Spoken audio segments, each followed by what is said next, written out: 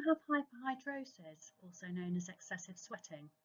Are you family or a friend of someone with hyperhidrosis, or a healthcare professional treating this condition?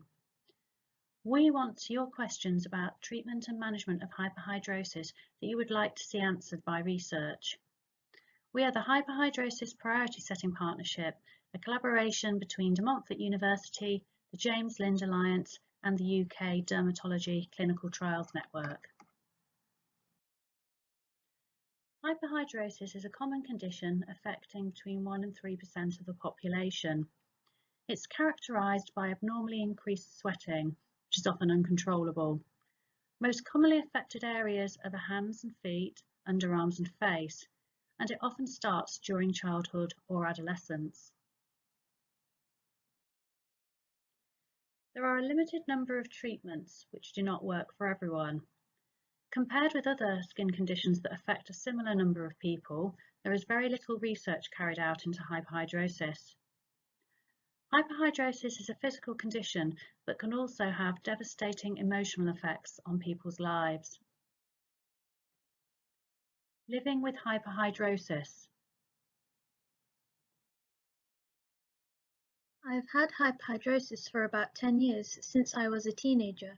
I get hot flushes and then my face, neck, hair, upper body area will be soaked in perspiration and I have to change my top literally 10 times a day.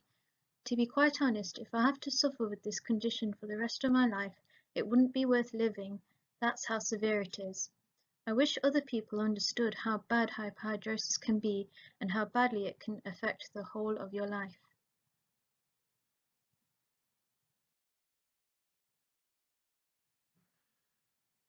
I've had hyperhidrosis since I was a teenager. I'm now in my 30s. I've tried lots of different treatments without much success, and I'm really frustrated about living with this condition, probably for the rest of my life. It affects every aspect of my life, from work to my personal life. At work I get very anxious if I have to meet new people and shake hands, as my hands are soaking wet. It's really embarrassing and awkward. One of my earliest memories of hyperhidrosis is when I was around 12 years old. I was performing in a piano recital with my fellow students in front of an audience of maybe 150 people. My mother had brought me a new cotton dress in a light lilac colour. Bad choice, but she didn't know. I was obviously a bit nervous to start with, but the huge sweat stains under my arms were visible to all, and sweat was literally dripping down my arms and sides. I could hardly play because my fingers were slipping off the keys. Mortifying and no escape.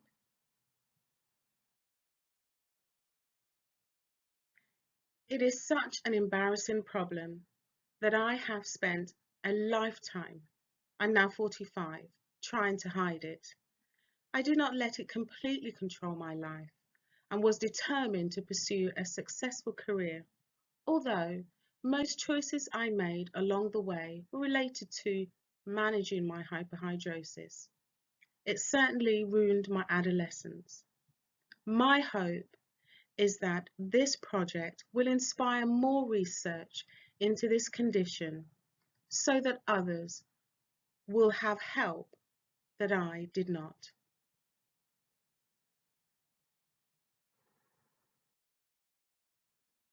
Make sure you have your say about hyperhidrosis. We want your questions about treatment and management of hyperhidrosis that you would like to see answered by research in the future. Please take part in our survey. Go here to take our survey, or for more information, visit our Twitter, Facebook pages or our website. Thank you for listening.